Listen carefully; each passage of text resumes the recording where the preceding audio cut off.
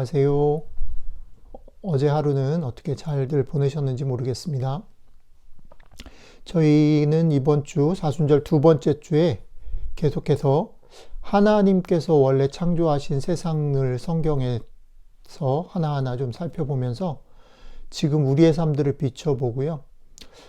그 하나님 원래 창조하신 아름답고 완전한 세상을 회복하는 그 일에 우리가 할 수 있는 작은 실천들을 좀 해보자 하나하나 묵상하고 있습니다.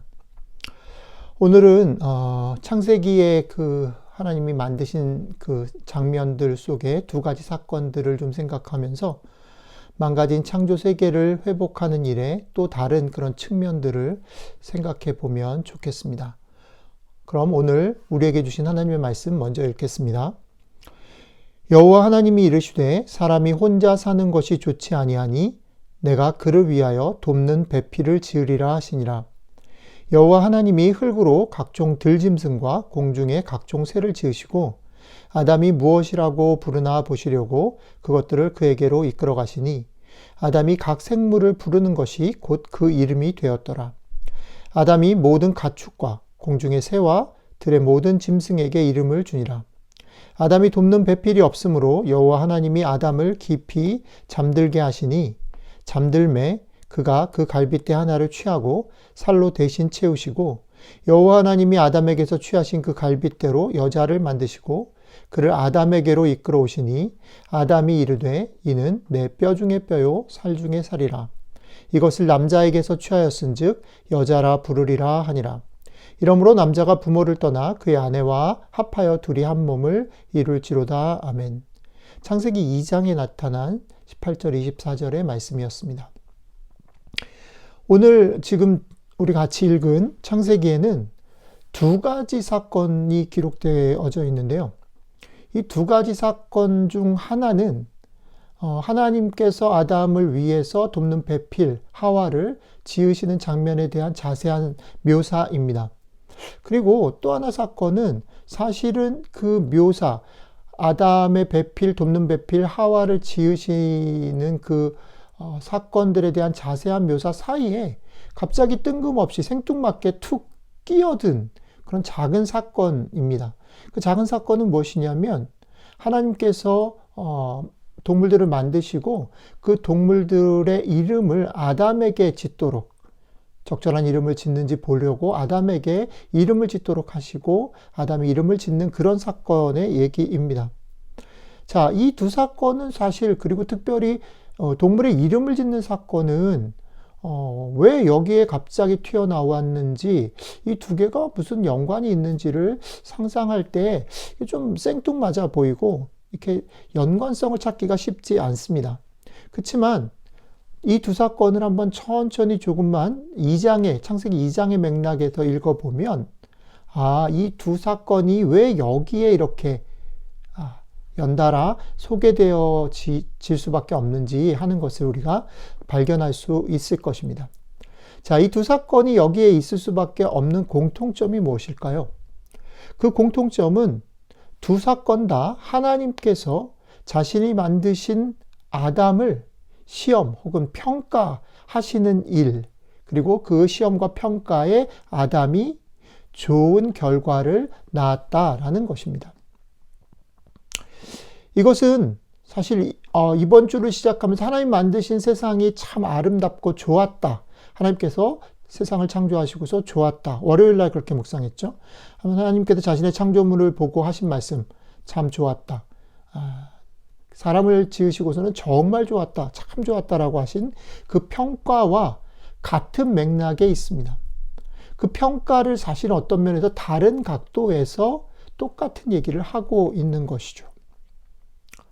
하나님이 아름답고 적절하게 만족스럽게 만드신 세상, 그 평가를 오늘 2장의 맥락에서 한번 좀 생각해 보면 좋겠습니다. 이 두 가지 시험, 하나는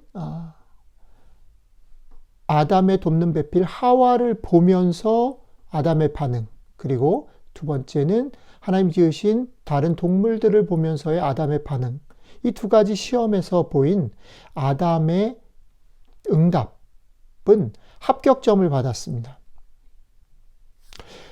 첫 번째로는 아담이 뭐라고 얘기를 했냐면 하와를 돕는 배필로 여겨서 내 뼈 중에 뼈요 살 중에 살이다 라고 고백을 하면서 인정을 받은 거죠.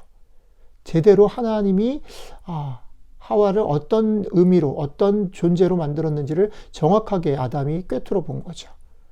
그리고 동물들의 이름을 지어주는 일에서 또한 아담은 이름을 짓자 하나님이 그것을 기쁘게 여기시고 그 이름을 그냥 허락하셨다라고 얘기하고 있습니다. 아담의 이 하나님의 마음을 정확하게 이해하는 지혜와 또 분별력, 이것은 하나님이 사람을 창조하시고 하나님 모든 피조물을 창조하시고 좋았더라, 정말 좋았더라고 하신 것과 같은 맥락을 갖고 있는 거죠.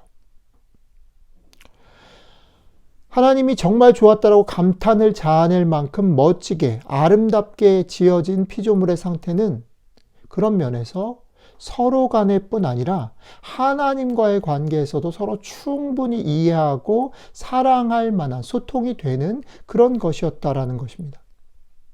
자, 여러분들 한번 아름답다라는 말을 떠올릴 때 무엇을 보며 아름답다라고 생각하십니까? 우리는 보통 아름답다라는 것을 생각할 때에 우리 눈을 확 끄는 어떤 큰, 그쵸? 그랜드 캐년의 멋진 경치라든지 이런 거죠. 그리고 정말 매력적인 색깔들로 만든 그림, 네, 그쵸? 이런 것들. 멋진 건축물, 크고 웅장한 건축물. 자, 이런 것들을 보면서 아름답다라고 생각하죠. 그런데 사실 오늘 얘기하는 아름답다라는 것은요, 그런 멋지고 큰 어떤 그런 것이 아니라 무엇보다도 우리가 관계를 맺는 상대방을 나처럼 생각할 줄 아는 것, 상대방의 마음과 생각을 그 상대방의 입장에서 정확히 읽어주는 것, 그것을 아름답다라고 오늘 얘기하고 있는 것입니다. 아담은 하와를 처음 봤을 때 첫눈에 그가 어떤 존재로 지음받았는지를 한눈에 알아볼 수 있었습니다. 그리고 아담은 짐승들, 동물들을 보면서도 그 동물들의 특성들, 하나님이 그 동물들을 어떻게 지으셨는지를 한눈에 알아보았습니다. 그렇죠? 하나님의 마음을 꿰뚫어 보고 알아본 거죠. 그러나 그런 면만 있는 것은 아닙니다. 역으로 보면 아담 그가 생각하는 일을 하나님께서는 너그러이 좋게 여기고 칭찬하시기로 이미 어쩌면 마음을 먹고 계셨는 것 같아요. 하나님께서 아담이 얘기하신 것을 맞다라고 여기기로 작정하신 것처럼 보입니다.